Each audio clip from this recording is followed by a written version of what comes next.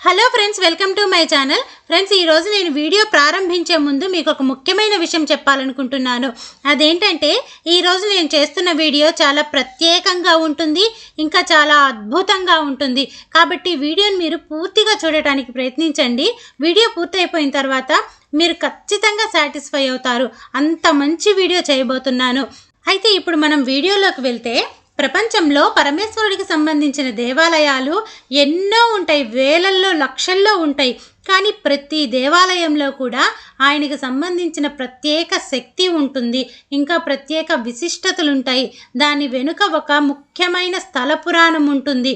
కానీ మనం భక్తితో చూస్తే మన వీధిలో పక్కన ఉన్న చిన్న దేవాలయంలో కూడా ఆయన శక్తి అనేది తెలుస్తుంది, మనకి కనిపిస్తుంది. ఆయన లయకారుడు, బోలాశంకరుడు. ఆయన శక్తి మనకి కనిపిస్తూనే ఉంటుంది. అయితే నేను ఈరోజు చెప్తున్న ఈ దేవాలయంలో జరిగే అద్భుతాన్ని మనం కలలో కూడా ఊహించుండం. ఈ కలియుగంలో ఇలాంటి అద్భుతం కూడా జరుగుతుందా అని మన ఊహకి కూడా అందని అద్భుతం జరుగుతుంది. ఆ దేవాలయం గురించి ఈరోజు నేను మీకు చెప్తాను. అయితే ఈ భూమి మీద సైన్స్కి కూడా అంతు చిక్కని ఎన్నో రహస్యాలు ఉన్నాయి. వాటిలో బిజిలీ మహాదేవ్ దేవాలయం కూడా ఒకటి. ఈ దేవాలయంలో శివలింగానికి గల ప్రత్యేకత గురించి తెలిస్తే మీరందరూ ఖచ్చితంగా ఆశ్చర్యపోతారు. కులులోయ యొక్క పవిత్రమైన ఒడిలో శివుడికి సంబంధించిన శాశ్వతమైన ఉనికి ఒకటి ఉందని చాలామందికి తెలియదు. స్వర్గధామమైన ఈ లోయలో కొన్ని యుగాలుగా బిజిలీ మహాదేవ్ దేవాలయం ఇప్పటికీ ఉంది. అయితే దేవభూమిగా పిలువబడే హిమాచల్ ప్రదేశ్లోని కులు వ్యాలీ ప్రాంతం అరుదైన శైవ క్షేత్రంగా ప్రసిద్ధి చెందింది. ఈ కులు వ్యాలీలో ఉన్న బిజిలీ మహాదేవ్ మందిరంలో పరమశివుడు మహాదేవ్గా భక్తుల చేత పూజలు అందుకుంటూ ఉంటాడు. అయితే ఇక్కడ జరిగే అద్భుతం ఏమిటంటే, ప్రతి 12 సంవత్సరాలకు ఒకసారి ఈ మహాదేవ్ మందిరం మీద పిడుగు పడుతుంది. అయితే ఆ పిడుగు తీవ్రతకు మందిరం మాత్రం ఎక్కడా కూడా కొంచెం కూడా చెక్కు చెదరదు. కానీ మందిరంలోని శివలింగం మాత్రం ముక్కలుగా అవుతుంది. మరుసటి రోజు గుడికి వెళ్ళిన పూజారి ముక్కలుగా మారి ఉన్న శివలింగాన్ని ఒక్కొక్కటిగా చేర్చి అభిషేకం చేస్తారు. అలాగే మరుసటి రోజు ముక్కలైపోయిన శివలింగం యథావిధిగా శివలింగం రూపంలోకి వచ్చేస్తుంది. ప్రతి 12 సంవత్సరాలకు ఒకసారి జరిగే ఈ అద్భుతం అనేది ఇది ఎలా జరుగుతుందో అనే విషయాన్ని సైన్సు ఇంకా పెద్ద పెద్ద శాస్త్రవేత్తలు కూడా అక్కడ జరిగే విచిత్రం ఏమిటి అనేది అంతు చిక్కని రహస్యంగానే మిగిలిపోయింది. ఇలా పిడుగుపడి ముక్కలైన శివలింగం మరుసటి రోజు కల్లా యథావిధిగా కనిపించటం వెనుక ఒక పురాణ కథనం ప్రాచుర్యంలో ఉంది. పూర్వం కులు వ్యాలీలో మహాబలవంతుడైన ఒక రాక్షసుడు ఉండేవాడు. ఈ కులు వ్యాలీలో కొన్ని గ్రామాలు కూడా ఉన్నాయి.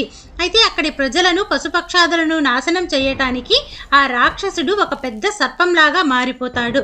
అలా సర్పంగా మారిపోయిన రాక్షసుడు బియాస్ నది నీటి ప్రవాహానికి అడ్డుపడి చుట్టుపక్కల ఉన్న గ్రామాల ప్రజలను ముంచేయటానికి ప్రయత్నిస్తూ ఉంటాడు.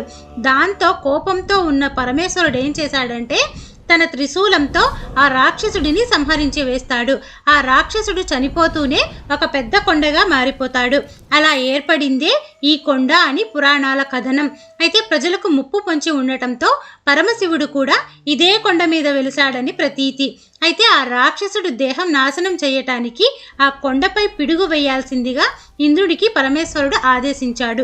పిడుగు పడితే అక్కడున్న జనం, పశుపక్షాదులు నాశనమైపోతాయని, అందుకే తనపై పిడుగు పడేలా చేసి దాన్ని పరమేశ్వరుడు నివారిస్తారనేదే పురాణాల కథనం.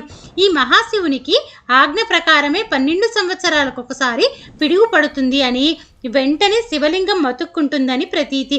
ఇలా 12 సంవత్సరాలకు ఒకసారి పిడుగుపడి శివలింగం ముక్కలై తిరిగి అతుక్కోవటం మన దేశంలోనే అత్యంత అద్భుతంగా చెప్పుకునే ఒక ప్రక్రియ.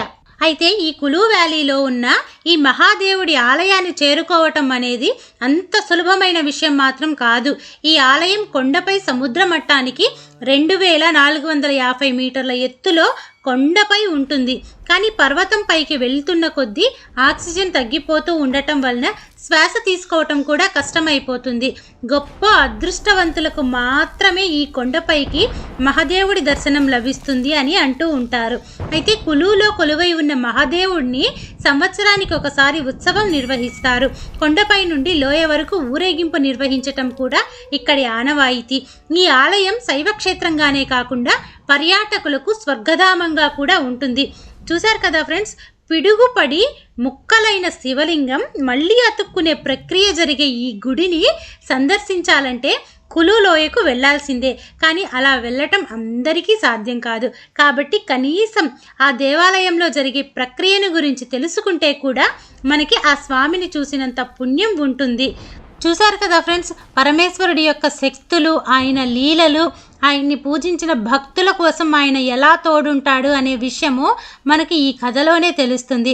అక్కడ పూజించే భక్తులందరి కోసం ఆయన శాశ్వతంగా కొండ మీదనే ఉండిపోయాడు. వాళ్ళకి ఎప్పుడు ఏ ముప్పు వస్తుందో ఆ ముప్పు నుంచి నా ప్రజలను కాపాడాలి అని ఆయన తోడుగా అక్కడే ఉండిపోయాడు. ఆయన లీలలు, ఆయన ప్రేమ అనేది అలాగే ఉంటుంది. పరమేశ్వరుడి యొక్క ప్రేమ అనేది పొందటం చాలా కష్టం. కానీ పొందిన తర్వాత దానిని మనం మాటల్లో కూడా చెప్పలేం. అది మనకి ఈ దేవాలయం గురించి వింటేనే తెలిసిపోతుంది.